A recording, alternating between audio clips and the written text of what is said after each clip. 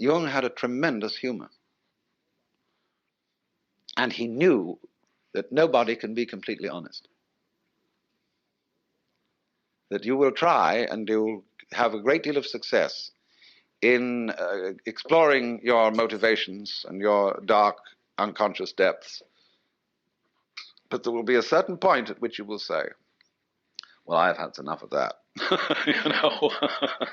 And do you see how, in a strange way, there's a certain sanity in that? When a person indulges in a certain kind of duplicity, of deception, there is something, you all laughed when I said that, there's something humorous about it. And this humor is a very funny thing. Basically, humor is an attitude of laughter about oneself. There is malicious humor, which is laughing at other people. But real deep humor is laughter at oneself. Now, why fundamentally do you laugh about yourself? What makes you laugh about yourself? Isn't it because you know that there is a big difference between what goes on the outside and what goes on the inside? That if I hint, you see, that your inside is the opposite of your outside, it makes people laugh. If I don't do it unkindly. If I get up in the attitude of a preacher and say, you're a bunch of miserable sinners and you ought to be different, nobody laughs. But if I say, well, after all, boys will be boys and girls will be girls, and we all know, then people laugh. Now, you see, what's happening when we do that? Now, I passed you around a lot of embroidery to look at before we started. And I'm perfectly sure that you got the point, that there's a big difference between the front and the back. In some forms of embroidery, the back is very different from the front because people take shortcuts. In the front, everything is orderly, and it is supposed to be kind of messy on the back side. See, which side will you wear? You've got to be sure you get the front in the front and have the back in the back. The back has all the little tricks in it, all the shortcuts, all the lowdown that people don't acknowledge, see? And it's exactly the same with the way we live. You know, like sweeping the dust under the carpet in a hurry just before the guests come. I mean, we do ever so many things like that. And if you don't do it, if you don't think you do it, and you think, well, really, my embroidery is the same on both sides, see? Well, you're deceiving yourself. Because what you're doing is you're taking the shortcuts in another dimension, which you're keeping out of consciousness. Everybody takes the shortcuts. Everybody plays tricks. Everybody has in himself an element of duplicity, of deception. Because you see, from this point of view that I'm discussing, where the web is the trap, to be is to deceive.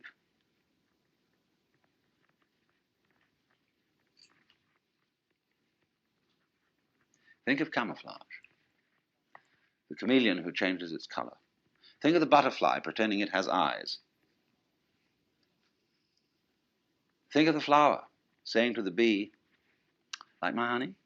The bee says, wow. But then that means that the bee has to be, and it has to go on living, and all the trouble it takes to go around collecting honey and raising other bees and organizing itself and doing that dance which tells the other bees where there's more honey. There's all that stuff to do. But the flower was deceptive. Now, in the same way, I've often said, life is a drama, and a drama is a deception. It's a big act. When you peel an onion and you don't really understand the nature of an onion, you might look for the pit in the center, like any ordinary fruit has. But the onion doesn't have a center. It's all skins. And so when you get right down, there's nothing but a bunch of skins. You say, well, that was kind of disappointing. But of course you have to understand that the skins were the part that you eat. Well, in rather the same way, you see, you find when you explore yourself and your motivations, and you go through and through, and you try to find out that thing which is really genuine. That's why in Zen discipline, they give you koans which require a perfectly genuine act, an act of total and absolute sincerity.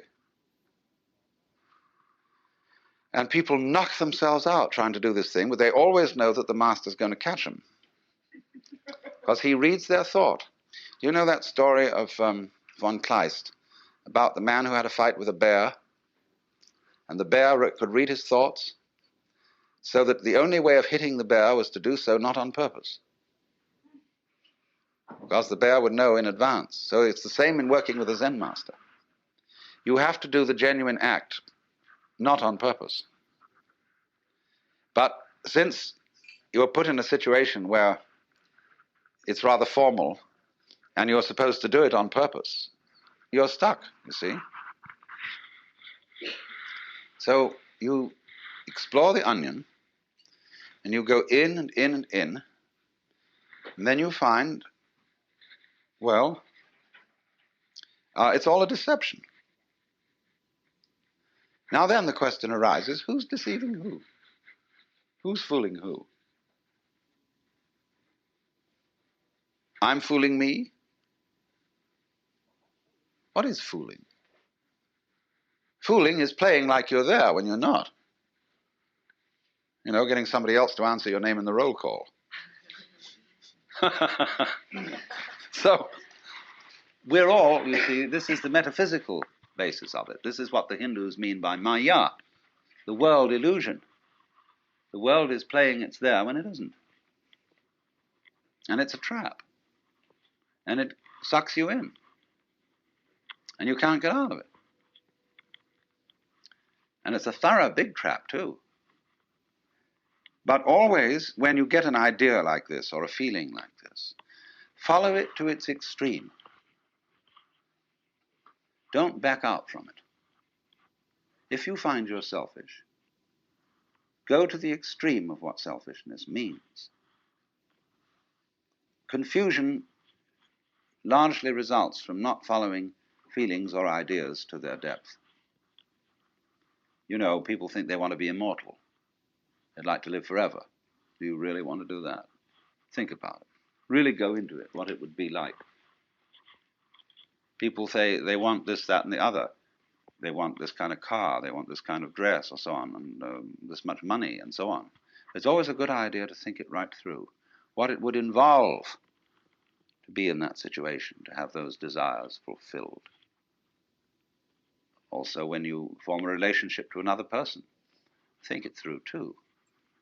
You see? How inconvenient could they be? However attractive. And always turn the embroidery around and look at the underside, but don't get caught doing it. See, that's something one does on the side in secret, because otherwise you play the game that everything is as it's supposed to be on the front. But that makes you humorous, and that makes you human.